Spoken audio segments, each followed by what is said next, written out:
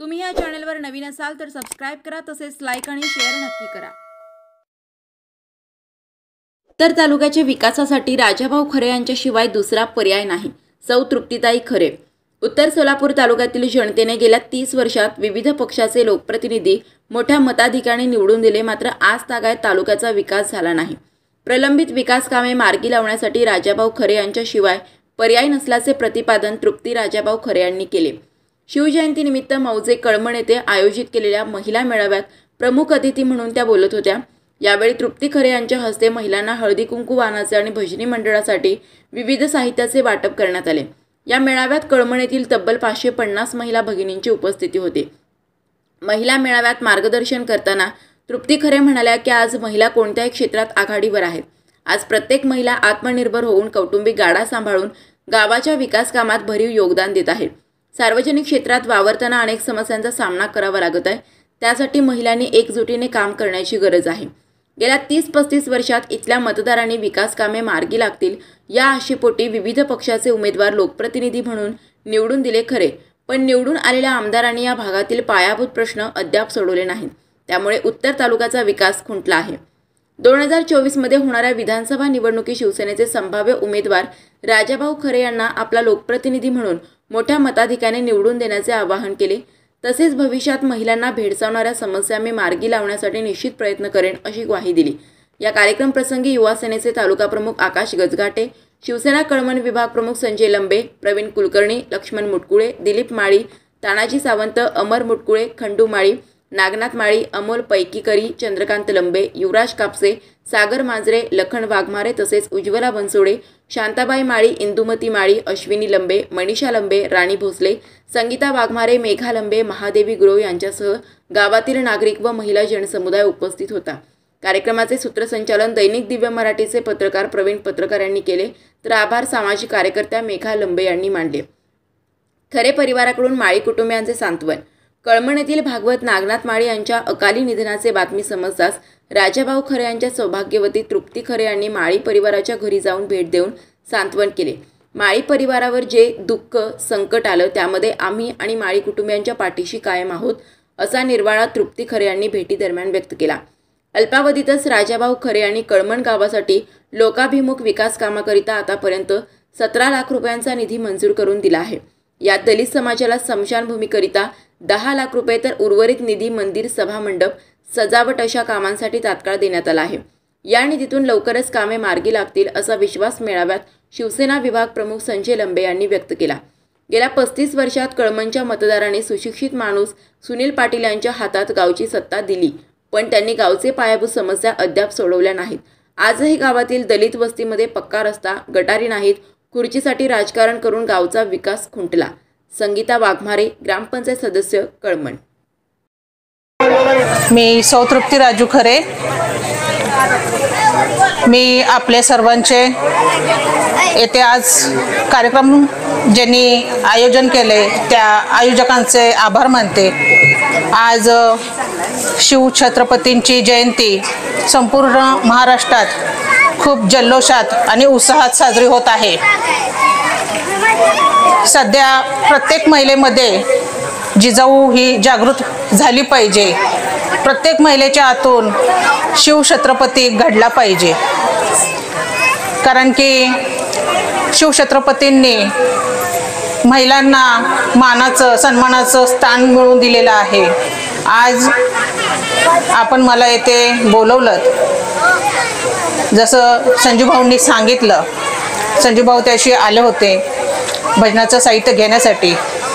आज पंढरपूरमध्ये वारी असल्यामुळे टाळ काही आम्हाला भेटत नव्हते। मी माझ्या मिस्टरांना सांगितलं की टाळ आम्ही मागून घेऊन जातो, त्याच अनुषंगाने आम्हाला हळदी कुंकाचा कार्यक्रम घेता येईल, मला महिलांशी भेटता येईल, मला बोलता येईल। त्याप्रमाणे आज हा हळदी कुंकाचा कार्यक्रम आम्ही घेतलेला आहे। मला असं वाटतं की सर्वांना हळदी कुंकू आणि वाण मिळालं असेल। ज्याप्रमाणे भाऊंनी सांगितलं की माझे मिस्टर श्री राजू खरे हे मोहोळ मतदारसंघातील भावी उमेदवार आहेत, आता तुम्ही बघितलं असेल, भाऊनीही सांगितलं की असा कोणताही आमदार नाही की तो जिंकून येण्याआधी मतदारसंघातली कामं तडीस नेत असेल. आधी मतदान करा आणि मग मी तुमच्या अडचणी दूर करतो. आतापर्यंत आपण असं बघत आलेलो आहे. पण माझ्या मिस्टरांनी तसं न करता 2019ला माझ्या मिस्टरांचं तिकीट लास्ट मोमेंटला कॅन्सल केलं गेलं. त्यामुळे माझ्या मिस्टरांनी यावेळेस कोणाच्याही दारात जाऊन तिकिटाची मागणी केलेली नाही. माझ्या मिस्टरांनी कामातून दाखवून द्यायचं ठरवलेलं आहे. आमदार कसा असावा आणि आमदाराची कामं कशी असावी याचं मूर्तिमंत उदाहरण म्हणजे माझे मिस्टर राजू खरे. तर सोलापूरला बरेचसे रस्ते पास करून दिलेले आहेत. भाऊनी सांगितल्याप्रमाणे बिरोबाच्या मंदिराला कलर पोच केला, भजनी मंडळाचं साहित्य पोच केलं, आणखीन रथासाठी आणखीन मदत होणार आहे. माझी आपणास हीच विनंती आहे की आपण सगळेच सुज्ञ दिसता, त्यामुळे तुम्ही विचार करा. असं कधीच घडलेलं नाही की निवडून येण्याआधी जनतेच्या ज्या अडचणी आहेत ह्या पूर्ण केल्या जातात. आज मागेल त्याला रस्ता, मागेल त्याला पाणी, या व्यतिरिक्त वैद्यकीय सेवा काय असेल, शाळेच्या काय अडचणी असतील, अंगणवाडीच्या काय अडचणी असतील, अशा बऱ्याच ह्या ना त्या कारणाने माझ्या मिस्टरांनी बऱ्याच लोकांना मदत केलेली आहे. माझी आपणास विनंती आहे, तुम्ही इतिहास मागे बघा तुम्ही की कोणी असा व्यक्ती किंवा कोणी असा आमदार नाही की जिंकून येण्याआधी तो लाखो करोडो खर्च करून कामं करून देतो. आणि जे काही आतापर्यंत आमदार झालेले आहेत ते सगळे बाहेरचे आहेत. हा जो आमदार माझे मिस्टर राजू खरे हे तुमच्या मतदारसंघातील आहे. तुम्हाला अडीअडचणी आल्या तर तुम्ही लांबच्या आमदारांच्या इथे जाऊ शकत नाही तुमच्या अडचणी घेऊन. आता सध्याचे आमदार जे आहेत ते इंदापूरचे आहेत. एवढ्या लांब जाणं तुम्हाला शक्य नाही, पण गोपाळपूर तुम्हाला जवळ आहे.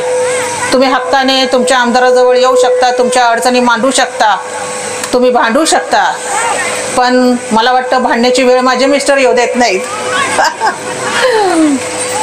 माझी आपणास विनंती आहे, आपण मला इथे बोलवलं, पण जाता जाता तुम्हाला मी आणखीन एकदा विनंती करेन की यावेळेस तुम्ही चुकू नका आणि तुमचं मत वाया घालवू नका. आतापर्यंत तुम्ही बघितलं माझ्या मिस्टरांनी तुमच्या विकासासाठी प्रयत्न केलेला आहे. जर जिंकून दिलं तर तुमच्या गावाचा ह्याच्याही पेक्षा जास्त विकास होईल.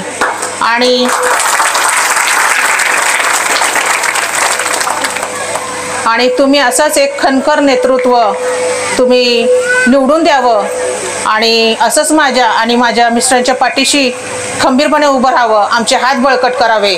आणि येत्या निवडणुकीमध्ये तुम्ही पक्ष न बघता माणूस बघा, माणसाचं काम बघा आणि माझ्या मिस्टरांना भरपूर मतांनी विजयी करा.